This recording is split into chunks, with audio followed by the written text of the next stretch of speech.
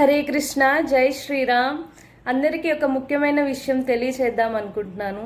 మనకి మే 17వ తారీఖు నుండి జూన్ 15వ తారీఖు వరకు అధిక మాసం రాబోతుంది.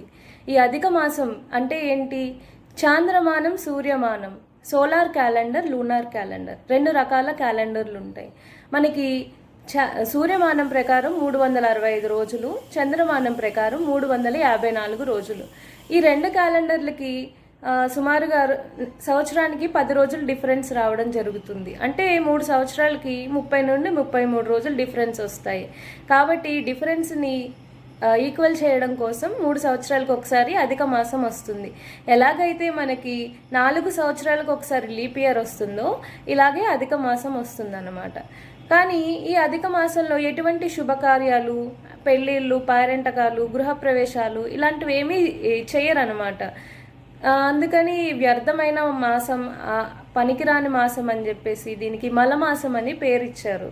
అప్పుడు ఈ మలమాసానికి సంబంధించిన దేవత భగవానుడి దగ్గరికి వెళ్ళి, స్వామి, నేను చెయ్యని తప్పుకి నాకు ఈ శిక్ష ఏంటి, అందరూ నన్ను దూషిస్తున్నారు అని చెప్పి బాధపడడం జరుగుతుంది.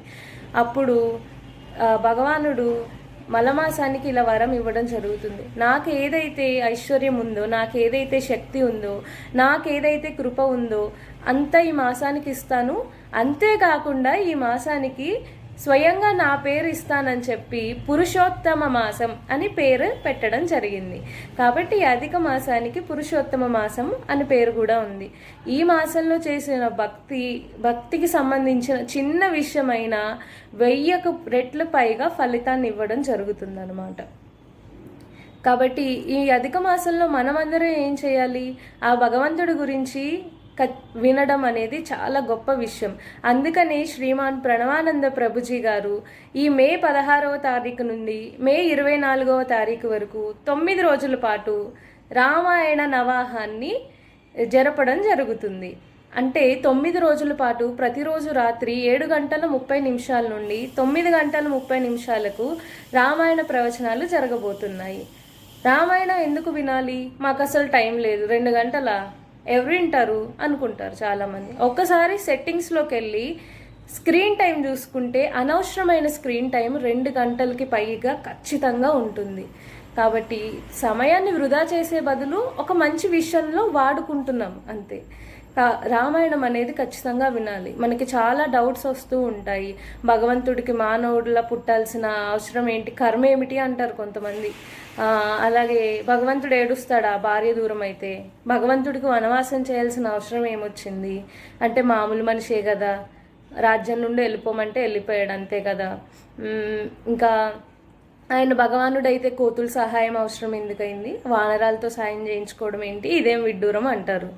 అలాగే భార్యకి అగ్ని పరీక్ష పెట్టారు, గర్భవతి అయిన భార్యని అరణ్యంలో వదిలేశారు. ఎన్నెన్ని ప్రశ్నలు వస్తాయి. సనాతన ధర్మం మీద ప్రశ్నలుగా మారిపోయినాయి ఇవన్నీ. చాలామందికి, మనందరికీ సమాధానం తెలియదు. వీటన్నిటి గురించి సమాధానం తెలుసుకోవాల్సిన బాధ్యత మనకుంది.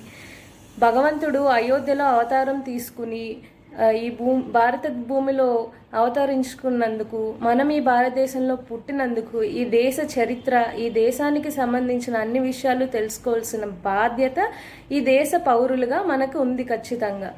ఈ భగవంతుడు ఈ మానవ అవతారం తీసుకుని ఏం చెప్పాలనుకుంటున్నారు? రాక్షస సంహారమే అయితే వైకుంఠం నుండి ఆయన చేయలేరా? సుదర్శనాన్ని పంపిస్తే అంతం జరిగిపోదా? ఎందుకని మానవ అవతారం తీసుకున్నారు? ఇవన్నీ విషయాలు మనకి ఆ రామాయణ నవాహం నుండి తెలుసుకుందాం. చాలా గొప్పగా జరగబోతుంది రామాయణ నవాహం. భగవంతుణ్ణి మన జీవితంలోకి ఆహ్వానిద్దాం. ఎలాంటి భగవంతుడు? జగదానందకారక జయ జానకి ప్రాణనాయక శుభ స్వాగతం ప్రియ పరిపాలక. జగదానందకారక జయ జానకి ప్రాణనాయక శుభ స్వాగతం ప్రియ పరిపాలక. మంగళకరమౌ నీరాక ధర్మానికి వేదికావుగాక, మా జీవనమేక పావనమౌగాక. నీ పాలన శ్రీకరమౌగాక, సుఖశాంతులు సంపదలిడుగాక, నీ రాజ్యము ప్రేమ సుధామయమౌగాక. జగదానందకారకా జయ జానకీ ప్రాణనాయక శుభ స్వాగతం ప్రియ పరిపాలక. జగానికి ఆనందానికి కారకుడు, ఎవరి రాకైతే మంగళకరమో అటువంటి మంగళకరమైన శ్రీరామచంద్రమూర్తిని మన జీవితంలోకి ఆహ్వానిద్దాం. రామరాజ్యం తిరిగి తీసుకొద్దాం. రామరాజ్యం అంటారు. అసలు రామరాజ్యం ఎలా ఉంది? రామరాజ్యం ఎందుకు తిరిగి రావాలి? 500 పైగా సంవత్సరాలు పోరాడి కష్టపడి అయోధ్య రామ మందిరాన్ని నిర్మించుకుని స్వామిని స్థాపించడం జరిగింది. అలాగే ఇంకొక ముఖ్యమైన విషయం, ఈ ప్రవచనాలు వింటూ రాసిన శ్రీరామ నామాన్ని మనం ప్రభుజీ గారికి పంపిస్తే ఆయన స్వయంగా వెళ్ళి అయోధ్యలో ఉన్న రాముల వారి పాదాలకి అర్పిస్తానని చెప్పడం జరిగింది. ఈ రామాయణ ప్రవచనాలని మనం పిల్లలతో కలిసి వినాలి. పిల్లలకి ఇప్పుడు హాలిడేసే కదా ఎలానో. నిజంగా చెప్పాలంటే పెద్దవారి కన్నా పిల్లలకి రామాయణం అనేది చాలా ఇంపార్టెంట్. ఎందుకంటే చిన్ని కష్టాలు వస్తే సూసైడల్ థాట్స్ వచ్చేస్తున్నాయి. మెంటల్గా చాలా డిస్టర్బ్ అయిపోతున్నారు పిల్లలు. ఏదైనా ఎగ్జామ్లో ఫెయిల్ అయినా కానీ, ఏ విషయం అయినా కానీ.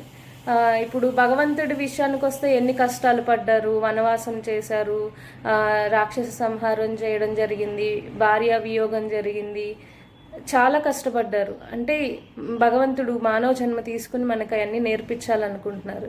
అంతేకాకుండా ఈ ప్రతిరోజు రామాయణ నవాహంలో క్విజ్ మరియు వ్యాస రచన పోటీలు ఉన్నాయి. ఈ పోటీల్లో ఫస్ట్ వచ్చిన వారికి ₹1,00,000 బహుమానం, సెకండ్ 50,000 బహుమానం, అలాగే థర్డ్ వచ్చిన వారికి 25,000 బహుమానం ఇవ్వడం జరుగుతుంది. అందరం కలిసి ఈ శ్రీరామాయణాన్ని విందాము. శ్రీరామచంద్రుడి పవిత్రమైన మర్యాద పురుషోత్తముడి చరిత్ర తెలుసుకుని తరిద్దాం. జై శ్రీరామ్, జై జై శ్రీరామ్. హరే కృష్ణ.